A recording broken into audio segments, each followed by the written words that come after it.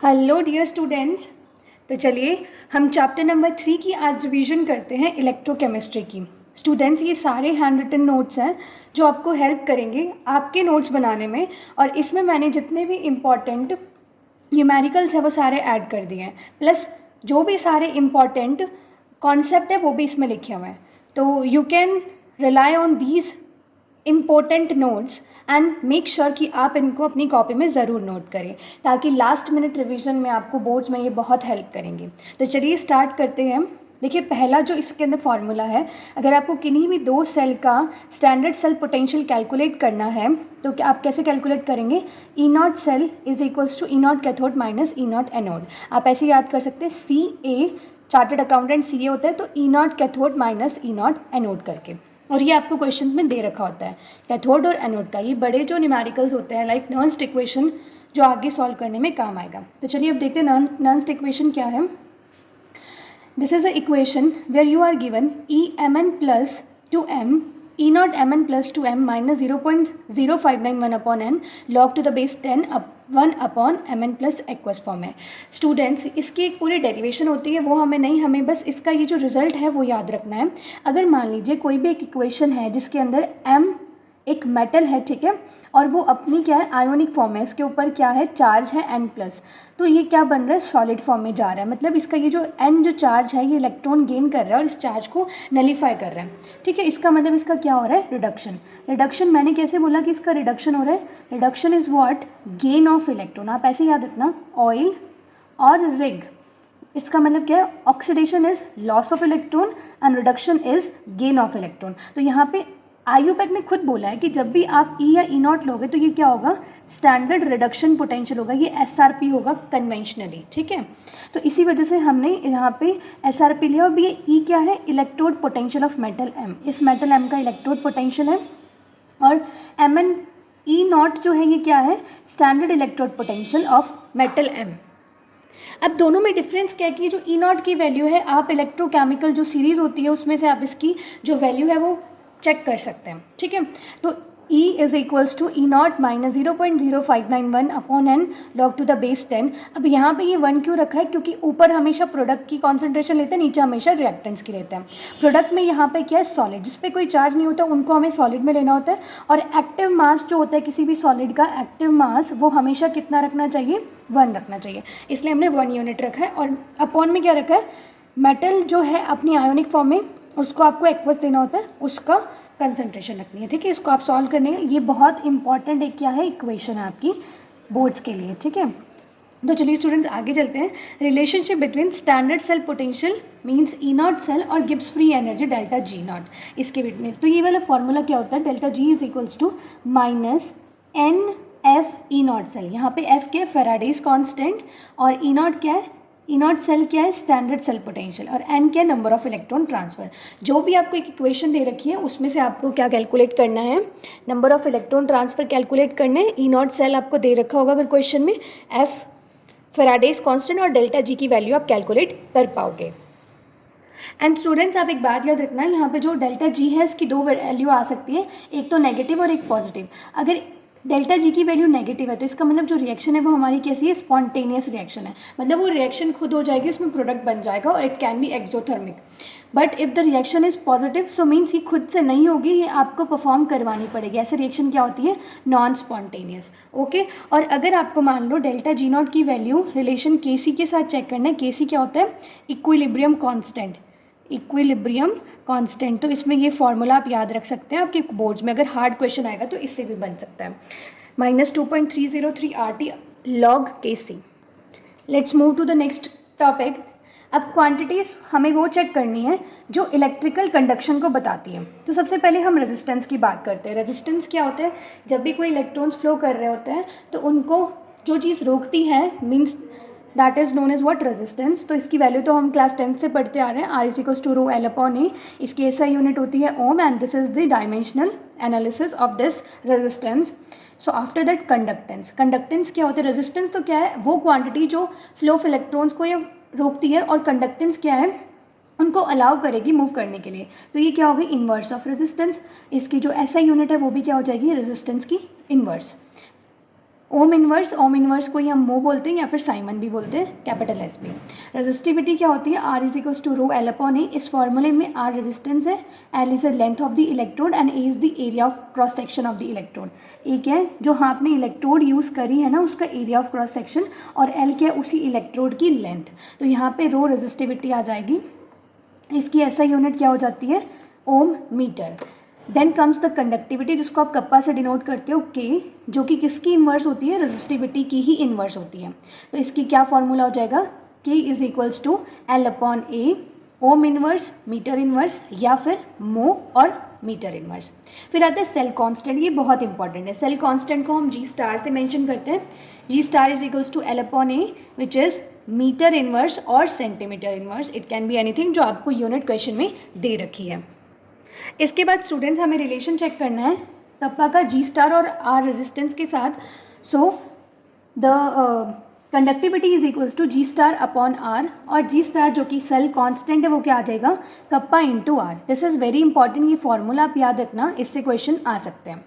अब हम ये देखते हैं कि कोलराउश लॉ क्या है और इसकी एप्लीकेशन क्या है। कोलराउश लॉ क्या कहता है कि कोई भी अगर एक स्ट्रॉन्ग इलेक्ट्रोलाइट है, जैसे कि हम बात करें NaCl की, विच इज़ वेरी कॉमन, जब भी आप इसको डिसोसिएट करवाएंगे तो ये अपनी कांस्टेंट आयंस में प्रॉपरली पूरा डिसोसिएट हो जाएगा। मतलब Na और Cl, जो NaCl है वो अपने पूरे आयंस आपको देगा। तो इसकी जो लिमिटिंग मोलर कंडक्टिविटी है वो कैसे चेक करेंगे, lambda m at infinite dilution, ये नॉट क्या बताता है, infinite dilution is equals to lambda naught of Na plus और lambda naught of Cl minus. इसका मतलब क्या है, अगर आप कोलराउश लॉ को वर्ड्स में डिफाइन करो तो limiting molar conductivity of an electrolyte is equals to, ये एरो नहीं है, ये इक्वल का साइन है, sum of individual contribution of ions and cations of the electrolyte. ये तो बहुत ईजी है कि जब भी ये NaCl, ये लैम्डा NaCl का कैसे होगा, lambda naught of Na plus plus lambda naught of Cl minus, ये तो क्या हो गया, Kohlrausch law for strong electrolytes. लेकिन अगर मान लो हमें वीक इलेक्ट्रोलाइट्स का कैलकुलेट करना है तो फिर हम इसकी एप्लीकेशन को चेक करते हैं। अगर हमें लिमिटिंग मोलर कंडक्टिविटी चेक करनी होती है किसी भी वीक इलेक्ट्रोलाइट की, जैसे कि एसिटिक एसिड, तो उसके लिए हमें क्या करना पड़ेगा, नेक्स्ट फॉर्मूला सीखना पड़ेगा। So if I would talk about acetic acid, तो एसिटिक एसिड की limiting molar conductivity eight infinite dilution क्या आएगी, lambda naught of CH3CO negative, क्योंकि CH3 जो है एसिटिक एसिड वो कैसे ब्रेक होगा, CH3COO negative plus H positive, इस तरीके से आयोनाइज होगा। पर ये वीक इलेक्ट्रोलाइट होने की वजह से ये पार्शियल आयोनाइज होगा। ठीक है, तो अब हमें इसको कैलकुलेट करने का एक तरीका सीखना पड़ेगा, lambda naught of H plus. ठीक है, यहाँ पे आप इसको लैम्डा नॉट इस तरीके से भी लिख सकते हो और ऐसे भी लिख सकते हो, बोथ द सेम थिंग। अब आपने 3 स्ट्रॉन्ग इलेक्ट्रोलाइट कंसीडर करो, like sodium acetate CH3CO negative, hydrochloric acid HCl और sodium chloride NaCl. So according to Kohlrausch law, if we apply Kohlrausch law on these 3 electrolytes, तो कैसे calculate होगा, as you know हमने पहले भी देख लिया था, जैसे ये आयोनाइज होंगे वैसे ही हम लिख देंगे lambda naught of CH3CO negative, lambda naught of Na plus, lambda naught of H plus and Cl minus, and lambda naught of Na plus और Cl माइनस। अब आप क्या करेंगे, इक्वेशन 2 और 3 को तो आपको ऐड करना है एंड इक्वेशन 4 को आपको सब्ट्रैक्ट करना है। अगर आप इक्वेशन 2 और 3 को ऐड करोगे तो क्या क्या चीज़ें ऐड होगी, CH3CO नेगेटिव और H तो ऐड हो गया, तो हमें एसिटिक एसिड मिल जाएगा। ठीक है, उसके बाद Na प्लस कौन सी इक्वेशन में, 2 में, और किस में, 4 में, इनको तो हमें सब्ट्रैक्ट करना है, तो ये कैंसिल हो जाएंगे, Cl और इससे कैंसिल। तो हमारे पास एंड रिजल्ट क्या मिलेगा, lambda m naught of CH3COH acetic acid is equals to lambda naught at infinite dilution. ये नॉट किसको बताता है, इनफाइनाइट डाइल्यूशन को, किसके इक्वल्स में, sodium acetate plus hydrochloric acid and minus NaCl। तो इस तरीके से, और इनकी वैल्यूज़ आपको क्वेश्चन में दे ही रखी होगी, आपको पुट करनी है और कैलकुलेट करना है। ठीक है, उसके बाद इसकी सेकंड कैलकुलेशन क्या हो सकती है, determination of degree of dissociation, means alpha calculate करने के लिए भी आपको वीक इलेक्ट्रोलाइट्स का हेल्प करता है क्या, कोलराउश लॉ। अल्फा कैसे कैलकुलेट करोगे, lambda m at C concentration and lambda m at infinite dilution. So alpha is equals to lambda m at C concentration and lambda m at infinite dilution. This will be alpha values given होगी, आपको रखना है और check करना है। Students, Kohlrausch law की जो third application है वो क्या है, determination of dissociation constant of weak electrolyte. जो वीक इलेक्ट्रोलाइट है उसका डिसोसिएशन कांस्टेंट आपको चेक करने में भी ये वाला लॉ मदद करेगा। अब जैसे आपने कोई भी वीक ऐसे ले लिया HA, अगर हम बात करें इसकी इनिशियल कंसंट्रेशन की, तो मान लो इसकी इनिशियल कंसंट्रेशन कितनी है, C है। इनिशियल कंसंट्रेशन आप मान के चल रहे हैं कितनी, C, और इसकी फाइनल कंसंट्रेशन, और अभी इनिशियल इनकी 0 होगी रिएक्शन स्टार्ट होने से पहले, और इक्विलिब्रियम पे क्या होगा, एट इक्विलिब्रियम। तो एट इक्विलिब्रियम क्या होगा, यहाँ पे मान लो C अल्फ़ा बन चुका है और यहाँ पे भी C अल्फ़ा बन चुका है, ठीक है। तो यहाँ पे कितना सब्ट्रैक्ट होगा, C माइनस C अल्फ़ा, ठीक है। C में से C अल्फ़ा चला गया और यहाँ पे भी C अल्फ़ा और यहाँ पे भी C अल्फ़ा बन गया। तो जो इसका डिसोसिएशन कांस्टेंट है, आप वो कैसे चेक करोगे, डिसोसिएशन कांस्टेंट। अब वो हम कैसे चेक करेंगे, हमेशा जो Ke चेक करना होता है वो कैसे चेक करते हैं, प्रोडक्ट की कंसनट्रेशन अपॉन रिएक्टेंट की कंसनट्रेशन, ऐसे रखेंगे।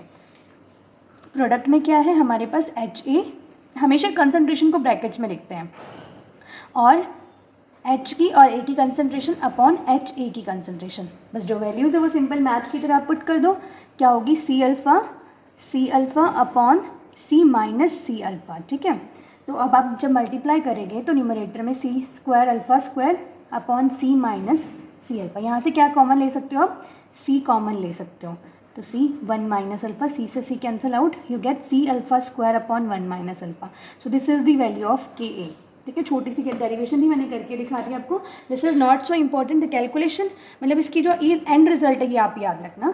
अभी मैंने लास्ट आपको डिग्री ऑफ डिसोसिएशन चेक करना सिखाया था। अल्फ़ा की वैल्यू क्या आई थी, lambda M at C concentration upon lambda M at infinite dilution, ठीक है। तो अब आप इसमें लैम्डा की वैल्यू पुट कर सकते, लैम्डा में जो ये अल्फ़ा की वैल्यू है ये पुट कर सकते हो, sorry. So Ka is equals to C lambda M at C concentration upon इसकी स्क्वायर, ठीक है, अपॉन क्या आ जाएगा, लैम्डा एम नॉट एम, ठीक है। इसका आपको होल स्क्वायर करना है, मतलब इसका whole square upon 1 minus lambda M at C upon lambda M naught. इस तरीके से आप इसकी कैलकुलेशन को पूरा कंप्लीट कर सकते हैं। तो चलिए अब लास्ट टॉपिक देखते हैं इस चैप्टर का, फेराडेज लॉ।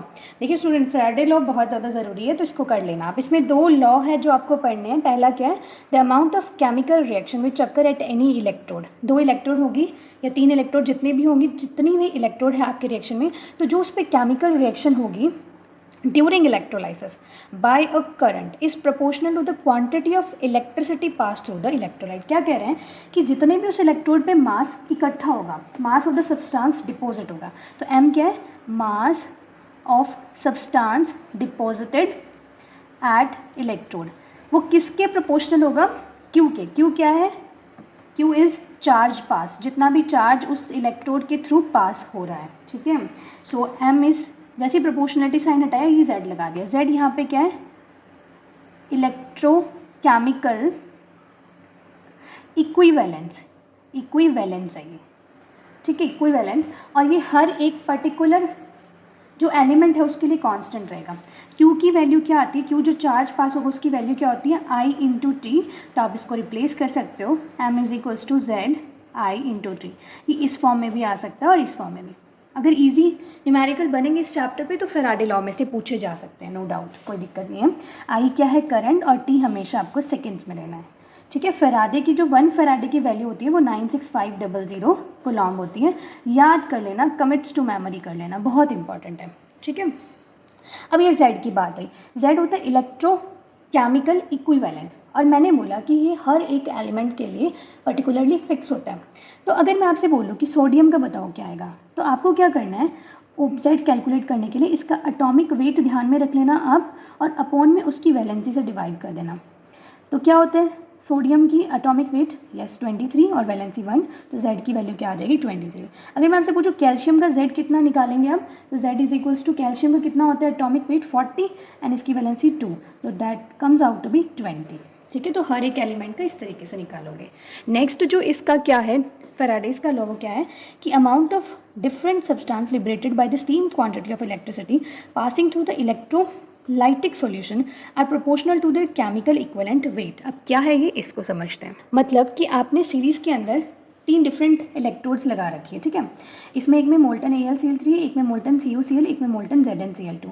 तो इन सभी का जो वेट होगा वो किसके डायरेक्टली प्रोपोर्शनल होगा, electrochemical equivalent of that particular element only. मतलब वेट ऑफ एल्यूमिनियम जितना भी इन इलेक्ट्रोड्स पे इकट्ठा हो रहा है वो किसके डायरेक्टली प्रोपोर्शनल है, E ऑफ Al। तो आप इसको और कैसे लिख सकते हो, means weight of aluminium upon weight of copper is equals to E of aluminium upon E of copper. तो इस तरीके से आप इनको रिप्लेस कर सकते हो। सो होप कि इतनी क्विक रिवीजन में आपको हेल्प मिली होगी, और अगर आपको लगता है कि मेरी वीडियोस हेल्प करती है तो अपनी फ्रेंड्स को भी शेयर करो। And thank you for watching the video. Hope कि आपके एग्ज़ाम बहुत अच्छे हो। All the very best.